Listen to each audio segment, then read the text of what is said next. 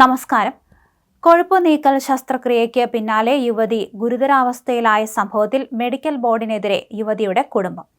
Medical board അന്വേഷണം അട്ടിമറിച്ചെന്ന ആരോപണമാണ് ശക്തമായിരിക്കുന്നത്. അന്വേഷണം അട്ടിമറിച്ചാണ് മെഡിക്കൽ ബോർഡ് റിപ്പോർട്ട് നൽകിയതെന്ന് കുടുംബം ആരോപിച്ചു. നീതി കിട്ടുമെന്ന പ്രതീക്ഷകളില്ലെന്നും കുടുംബം പ്രതികരിച്ചു.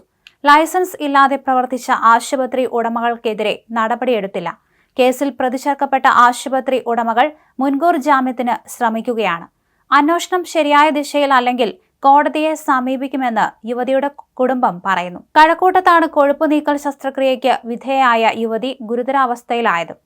സംഭവത്തിൽ ശസ്ത്രക്രിയ നടത്തിയ കഴക്കൂട്ടത്തെ കോസ്മെറ്റിക് ക്ലിനിക്കിന്റെ രജിസ്ട്രേഷൻ കഴിഞ്ഞ ദിവസം റദ്ദാക്കിയിരുന്നു. ലൈസൻസിന് വിരുദ്ധമായി പ്രവർത്തിച്ചതിനാലാണ് ആശുപത്രിയുടെ രജിസ്ട്രേഷൻ റദ്ദാക്കിയത്. ആശുപത്രിക്കെതിരായ പരാതിയിൽ അന്വേഷണം നടക്കുന്നതിനിടയിലാണ് ലൈസൻസ് നൽകിയത്. ഇതിനെതിരെ ഗുരുതരാവസ്ഥയിൽ കഴിയുന്ന നീതുവിന്റെ കുടുംബം രംഗത്ത് വന്നിരുന്നു. അടിവയറ്റിലെ കൊഴുപ്പ് നീക്കാൻ ശസ്ത്രക്രിയയ്ക്ക് വിധേയയായ സോഫ്റ്റ്വെയർ എഞ്ചിനീയറായ യുവതി ആഴ്ചകളായി ദുരിതജീവിതം നയിക്കുകയാണ്. അമിതമായ അളവിൽ കൊഴുപ്പ് നീക്കിയതിനാൽ രക്തക്കുഴലുകളുടെ പ്രവർത്തനം തകരാറിലായി. യുവതിയുടെ 9 വിരലുകൾ മുറിച്ചു മാറ്റുകയും ചെയ്തു. ബന്ധുക്കൾ നൽകിയ പരാതി പ്രകാരം കഴക്കൂട്ടം പോലീസ് ഡോക്ടർക്കെതിരെ കേസെടുത്ത് അന്വേഷണം നടത്തുകയാണ്. ഇതിനിടെ മെയ് 5-നാണ് ആശുപത്രിക്ക് ക്ലിനിക്കൽ രജിസ്ട്രേഷൻ നൽകിയത്. അതേസമയം സംഭവത്തിൽ ആശുപത്രിയെ ന്യായീകരിച്ച് ഇന്ത്യൻ മെഡിക്കൽ അസോസിയേഷൻ രംഗത്ത് വന്നിരുന്നു.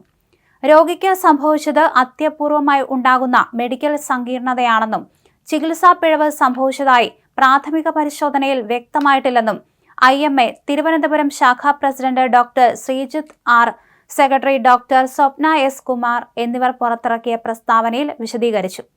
അതേസമയം വയറ്റിലെ കൊഴുപ്പ് നീക്കൽ ശസ്ത്രക്രിയ പിഴവിനെ തുടർന്ന് യുവതിക്ക് കൈകാൽ വിരലുകൾ നഷ്ടപ്പെട്ടതിൽ കോസ്മെറ്റിക് ആശുപത്രി കുറ്റക്കാരാണെന്ന് വിവിധ ഡോക്ടർമാരുമായി ചേർന്ന് മെഡിക്കൽ എത്തിക്സ് കമ്മിറ്റി നടത്തിയ യോഗം വിലയിരുത്തിയിരുന്നു.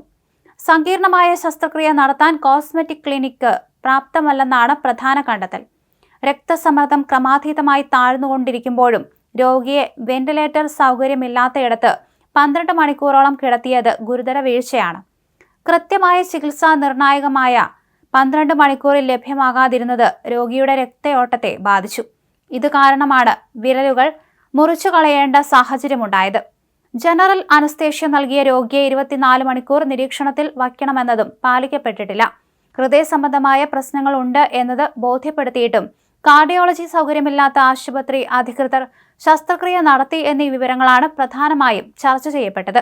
രോഗിയുടെ കുടുംബത്തിന്റെ പരാതിയെ തുടർന്ന് ശസ്ത്രക്രിയ പിഴവ് വിലയിരുത്താൻ ജില്ലാ government pleader advocate T Geenakumari, DMO doctor Bindu Mohan, forensic വിഭാഗം മേധാവി ഡോക്ടർ ശ്രീദേവി എന്നിവരടങ്ങുന്ന കമ്മിറ്റിയാണ് വ്യാഴാഴ്ചയും ശനിയാഴ്ചയും യോഗം ചേർന്നത്.